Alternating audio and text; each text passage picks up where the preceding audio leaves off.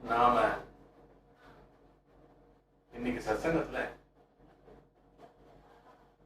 4 வேத மகா வாக்கியங்களுடைய விளக்க உரைகளை சிங்கேரி ஆச்சாரியாளா இருந்தவர் ஸ்ரீ வித்யாரண்ய சுவாமிகள் அவர்களுடைய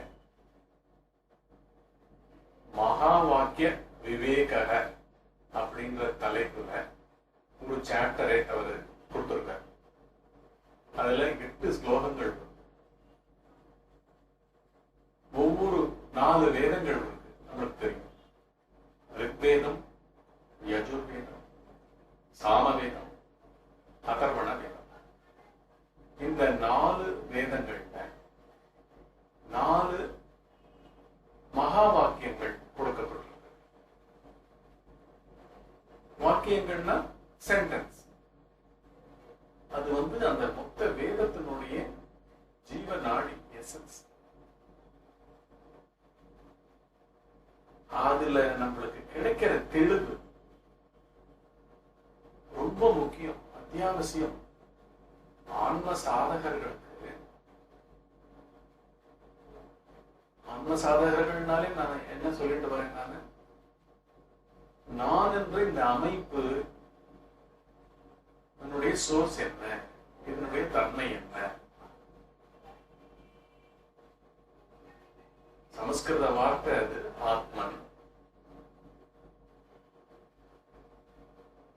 ஆத்மன், ஆத்மானம், ஆத்மனா அப்படின்னு 6 வேற்றுமை உருவங்களோட அப்படியே வர வார்த்தை. ஆத்மன்னா இந்த அமைப்பு, தான், நான் கிடையாது, தான். தான் தமிழ்ல சொல்லணும்னா தான், தன்னை, 3வது வேற்றுமை, தன்னால், தன்னோடு, தன்னுடன், தன்னிடமிருந்து, 4வது வேற்றுமை, தனக்கு, தன்னுடைய, தன்னில். சமஸ்கிருதத்துல 7வது வேற்றுமை இருக்கு. அதுல இருந்து ஹே ராமா, ஹே கிருஷ்ணா அப்படின்னு வரும், ஹரே கிருஷ்ணா, ஹரே ராமா அப்படின்னு வரும். அதாவது வெளி வேற்றுமை கூப்பிடுதல்ல வரும். இங்க தமிழ்ல 6 வேற்றுமை உறவுகள். ஏன் இந்த வேற்றுமை உறவுகளும் இந்த ஆன்மீகம்னு சொல்லப்படுற ஆத்ம சமாச்சாரத்தை பத்திய விசாரமும் நான் சொல்றேன்னா, நாம் என்ற அமைப்புல நம்மளுடைய யோசனைகள், நம்மளுடைய சிந்தனைகள், நம்மளுடைய மனம் உணர்ச்சிகளுக்குள் உலாவும் விதம், இது எல்லாமுமே இந்த தான், தன்னை, தன்னால், தன்னோடு, தன்னிடமிருந்து, தனக்கு, தன்னுடைய, தன்னில் அப்படின்ற அமைப்புல தான் போகும். இதுல இந்த மகா வாக்கிய விவேகம், மகா வாக்கியத்தை பத்திய நன்றாக ஆழ்ந்து உணருதல், அந்த விளக்கங்கள் என்ன பண்றது? தன்னை தேடின்னு இருக்கிறவனுக்கு தான் யாரு, இந்த எண்ணம் யாருடையது, இந்த அன்பு யாருடையது, இந்த குழப்பம் யாருடையது, இந்த கலவரம் யாருடையது, இந்த ஆசை யாருடையது, இந்த வேகம் யாருடையது, இந்த தேடல் யாருடையது, அனைத்து உணர்ச்சிகளும் போடும். கோபதாபங்கள்லேருந்து, ஆசாபாசங்கள்லேருந்து, இதுதான் மனித மனம், வேற ஒண்ணுமே இல்லை. வேதம் எல்லாத்த பத்தியுமே பேசுறது. சிருஷ்டியினுடைய படைப்பு எல்லாம் வேற, சிருஷ்டி கிரமம்னு சொல்லி எல்லாத்தையுமே பேசுறது. ஆனா சாரம் எங்க முடியுதுன்னு பாத்தீங்கன்னா, வேதத்தினுடைய சாரம் எங்க முடியுதுன்னா, ஆரண்யகம்னு சொல்லப்படுற அதனுடைய ஒரு அங்கமா இருக்கிற, வேதங்கள்ல அங்கமா இருக்கிற அந்த ஆரண்யகம்னு சொல்லப்படுற இந்த காடுகள்ல வசிச்சிருந்த ரிஷிகள் தங்கள் மெய்யுணர்வை ஆராய்ஞ்சு, அதாவது மெய்யுணர்வுன்னா என்ன, உண்மை உண்மை உணர்வு. மெய்னா உடல் கிடையாது. தமிழ்ல வந்து மெய்க்கு 2 வார்த்தை இருக்கு, 2 அர்த்தம் இருக்கு. மெய்னா ஒண்ணு உடல்ன்றான், இன்னொன்னு வந்து உண்மை. அந்த உண்மை உணர்வு, இந்த உண்மை உணர்வை உடல் மனம் இது 2மே ஷேர் பண்ணிட்டு இருக்கீங்க. உடலாகவும் மனமாகவும் அந்த உண்மை உணர்வு, பேருணர்வு, மெய்யுணர்வு, இருப்புணர்வு அது இருந்துட்டு இருக்கு.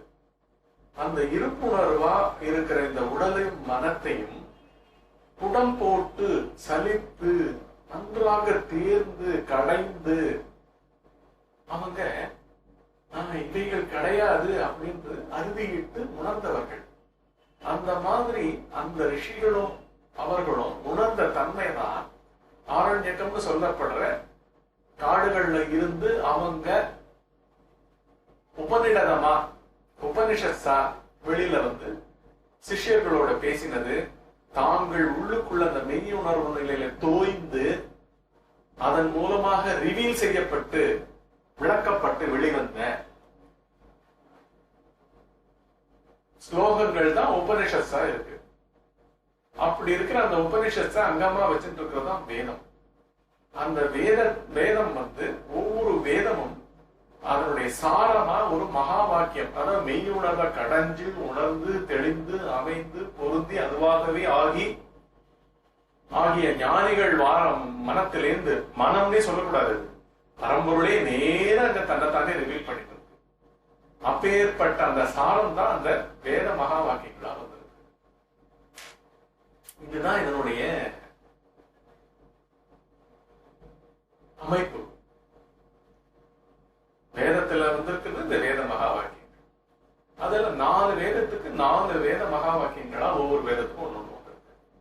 இந்த முதல் ரிக்வேத மகா வாக்கியமா ஒரு மகா வாக்கியம் இருக்கு. இது எல்லாத்தையுமே இந்த அற்புதமா விளக்கங்கள் கொடுத்து விஞ்ஞானி போல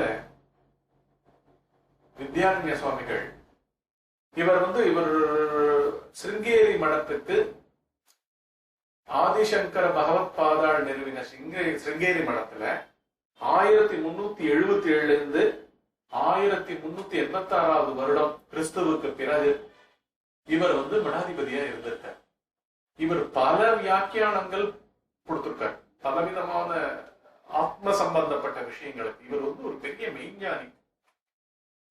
இவர் வந்து அதை பார்த்து அதை கொண்டு வந்திருக்கிற விதத்தை தான் நம்ம இப்ப வந்து ஒன்னா சேர்ந்து நம்ம கழிக்க போறோம். இதை தெரிஞ்சுக்க இந்த மனத்தை நம்ம வந்து பரம்பொருளை தரிசிக்காமல் மனத்தை அடக்க முடியாது. மனம் தனியாது. மனம்ன்றது ஒரு புகமூட்டம் போல. அது இல்லாத காலமே இல்லை, இல்லாத இடமே இல்லை. இதெல்லாம் விஞ்ஞான பூர்வமா இருக்கு. அததான் நான் சொல்ல வரேன். அண்ட சராசரம் பூரா எப்படி ஸ்பேஸ்ல இருக்கோ, அனைத்து அண்டங்கள், நட்சத்திரங்கள், கோள்கள், அனைத்து அமைப்புகளும் எப்படி ஸ்பேஸ்ல இருக்கும், அந்த மாதிரி பரம்பொருள் தன்மை பேருணர்வு வந்து நிச்சலமா, அசைவற்று, தெளிவா, பூரணமா அப்படியே இருந்துட்டு இருக்கிறதுல இருந்து அதனுடைய ஒரு சக்தியே இப்படி அண்ட பேரண்டங்களாகவும் சப் அட்டாமிக் பார்ட்டிகிள்ஸ் சொல்லப்படுற போர்சஸ், எனர்ஜி, சக்தி திரள்கள், பல அமைப்புகளும், இது எல்லாமே வந்து இப்ப விஞ்ஞானம் சொல்லிட்டு இருக்கு. குவாண்டம் பிசிக்ஸும் குவாண்டம் இன்ஜினியரிங்கும் குவாண்டம் மெக்கானிக்ஸும் குவாண்டான்னு சொல்லும் பொழுது என்ன, அளக்க முடியாததுனால ஒட்டு மொத்தமா ஒரு குவாண்டால கொண்டு வர, அதுதான் அந்த குவாண்டான்ற வார்த்தை யூஸ் பண்ணப்படும். இவை எல்லாமே ஆட்டம் லெவலுக்கும் கீழே இருக்கிற நிலைகள்ல நடக்கிற பலவிதமான சக்தியினுடைய வெளிப்பாடுகள். 4 விதமான போர்சஸ் சொல்றாங்க சயின்ஸ்ல. ஒன்னு கிராவிடேஷனல் போர்ஸ், இன்னொன்னு எலக்ட்ரோ மேக்னெட்டிக் வேவ்ஸ், மூணாவது ஸ்ட்ராங் நியூக்ளியர் போர்சஸ், நாலாவது வீக் நியூக்ளியர் போர்சஸ். இவைகளுக்குள்ளதான் அத்தனை சக்தி திறன்களும் எல்லாமே மாறி மாறி சப்அட்டாமிக் பார்ட்டிகிள்ஸ், வேவ்ஸ், இவைகளை மாத்தி மாத்தி அதுக்கும் கீழே குவார்க்ஸ் இதெல்லாம் இருக்கு. இவர்கள் இந்த ரிஷிகள் நேரடியா இந்த உண்மையை தரிசிச்சுட்டான். எப்படி தரிசிச்சிருக்காங்கன்னா, ஃபர்ஸ்ட் இவைகள்லாம் உணர்ந்தவன் யார்? யார் உணர்கிறான்? யார் அந்நியமாக தனக்குள்ளேயே ஒன்றை காண்கிறான்? அதுதான் இந்த ஃபண்டமெண்டல். யாருக்கு அந்த உள் மனக்காட்சி? ஒரு தெய்வத்தை பாக்குறேன்னா கூட எனக்கு ஃபர்ஸ்ட் உள்ள அது அதை பத்திய உந்துதல்களோ இல்லாட்டி அந்த காட்சியோ அந்த இறைஞ்சுதல்களோ பிரேயர்ஸோ இதெல்லாம் நடக்கணும்னா கூட உள்ள அந்த அமைப்பு துவைத்தமாவே எழுந்துக்கணும். அப்படி துவைத்தமா எழுந்துக்கும் போதே காண்பவன் யார்? திருப்பி காணப்பட்ட காட்சியை விட்டுட்டு அதை தவிர்த்துடுறாங்க. இவங்க ரிசர்ச் இன்னும் டீப்பா போறது. யாருக்கு இந்த காட்சி? இப்படி தன்னை தோண்டி தோண்டி அகழ்ந்து அகழ்ந்து ஆழ்ந்து ஆழ்ந்து கடைந்து கடைந்து உள்ள போய் கண்ட பேருண்மைகள் தான் வேத வாக்கியங்களா. அந்த வேத வாக்கியங்களை பேர்பட்ட ஒரு மெய்ஞானி விளக்கிறார். அதான் நம்ம இப்போ பார்க்க போறோம். பேர்பட்ட இதனாலதான் மனம் கொஞ்சம் தனியும். பெரிய பொருள் இருக்கு, நீ ஐம்புலன்களையும் அடக்கிக்கொள். உன்னுடைய ஏவலாட்கள் போல கொத்தடிமைகள் போல வச்சுட்டு இருக்கிற, மனத்துக்கு கீழே ஏவி விட்டு இருக்கிற, புத்தி ஓயாம அலைஞ்சுட்டு இருக்கு. கண்களை ஏவி கொள்றது, காதுகளை ஏவி கொள்றது, வாயை அரட்டை அடிக்க வைக்கிறது, டிஸ்ட்ராக்ஷனாகவும் என்டர்டைன்மெண்டாகவும் கழிப்புறுதல்களாகவுமே மனம் எப்பொழுதும் வெளி உலகத்துல தன்னை உறவு கொண்டு இருக்கு. இப்படி பலவிதமான அமைப்புகளும் எப்படி தானாகவே அடங்கும்? ஒரு பெரிய பொருளை பத்திய உண்மை அதுக்கு புலப்பட்டால் ஒழிய ஒரு தலைவன் இருக்கிறான், அனைத்து ஆம்னிபொட்டன்ஸ், சர்வசக்தி, சர்வஜத்வம், அம்னிஷியன்ஸ்,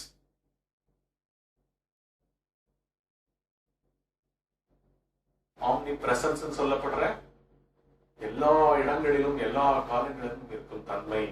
இந்த மூன்று தன்மைகளையும் இருக்கிற ஒரு பொருளை பத்திய ஒரு துளி இண்டிகேஷன் கூட கிடைக்காமல் இந்த புத்தியை எப்படி அடக்க முடியும்? இந்த மனத்தை எப்படி அடக்க முடியும்? அதனாலதான் இந்த சத்சங்கங்கள்னு சொல்லப்படுற சத்து நிலை என்ன, உண்மையை பற்றிய, பேருணர்வை பற்றிய, இருப்பை பற்றிய ஆராய்ச்சி நடக்கும் இடம். சங்கம்னா அது கூட வச்சிருக்கிற தொடர்பு. அது ஓயாமல் திரும்ப திரும்ப காதில் விழுந்தால் ஒழிய மனத்தினுடைய வேகம் குறையாது. நான் என்பது வெறும் கண் பார்வை, காதுல ஓயாம கேட்டல், கழித்தல், வாயில ருசித்தல், பேசுதல் மூலமாக கழித்தல், எல்லா இன்டெலிஜென்ஸ் சொல்ற மாதிரி எல்லா கேளிக்கைகளையும் ஈடுபட்டு மனம் தன்னைத்தானே கழிப்புறுதல், இவைகள் தான் வாழ்க்கையா இருந்து இருக்கும் பொழுது இவைகளே உண்மையாகவும் சாஸ்வதமாகவும் விழிப்பு நிலையே சத்தியம் போலவும், விழிப்பு நிலையில இருக்கிற தன்னுடைய அமைப்பு சத்தியமான உலகமும் சத்தியமாயிடும். இப்படி இவைகள் ரெண்டுமே தொடர்ந்து ஆட்டம் போட்டு இருக்கிற மனத்துல அப்பேற்பட்ட மனம் எப்படி தனியும்? அதனால்தான் இந்த ஒரு பாயிண்ட்டுக்கு நின்று யாருக்கு இந்த எண்ணம், யாருக்கு இந்த கழிப்பு, யாருக்கு இந்த தேடுதல் எல்லாவற்றையுமே நுட்பமாக தனக்குள்ளேயே ஆராயும் ஒரு தருணம். அந்த தருணம் ரொம்ப முக்கியமான தருணம். அந்த முக்கியமான தருணத்துல வந்தவர்களுக்குத்தான் இந்த மகா வாக்கிய வேத மகா வாக்கியங்களுடைய அந்த ஒரு தெளிவானது, அந்த விளக்கமானது நேரடியா நீ உணர்வா, உண்மை உணர்வா, இவைகள் தான் நான் இல்லையா அப்பா அப்படின்ற ஒரு ரிலாக்ஸேஷனே கிடைக்கும். அப்படி பகவத்கீதையில பகவான் கிருஷ்ணர் அவன் சலிச்சு போய் அழுத்து போய் உறவுகளா பார்த்து அம்பையும் வெள்ளையும் கீழே போட்டுட்டு விரக்தியா உட்கார்ந்தவன நீ இது மாத்திரம் இல்லேன்னு சொல்லும் பொழுதே எவ்வளவு சந்தோஷம் வருது. நம்ம எல்லாம் கண்ணு காது கை மூக்கு உடம்பு இதுதான் நானு, இதுதான் சாஸ்வரம் அப்படின்னும் போதே இதற்கு பின்னாடி பின்புலமாக இவைகளாக இருந்து கொண்டிருப்பது மனம். அந்த மனத்துக்கு நல்லா பிடிப்பு கிடைக்கிறது இந்த உலகத்தோட.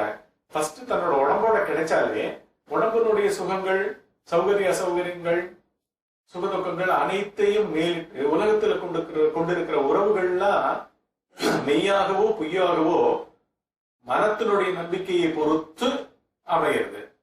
இங்கே இந்த தருணம் வாய்க்கப்பட்ட பிறகு உண்மையா அந்த மனத்தையே சந்தேகத்தோட நான் ஆராய ஆரம்பிச்ச பிறகு, யார் இது, என்ன அமைப்பு இது அப்படின்னு வரும் பொழுது லாவகமாக உள்ளே அந்த மகா வாக்கிய வேத விளக்க உரை வேத மகா வாக்கிய விளக்க உரையானது கையை பிடிச்சிட்டு அவர் உள்ள அப்படியே அழிச்சுட்டு போறார்.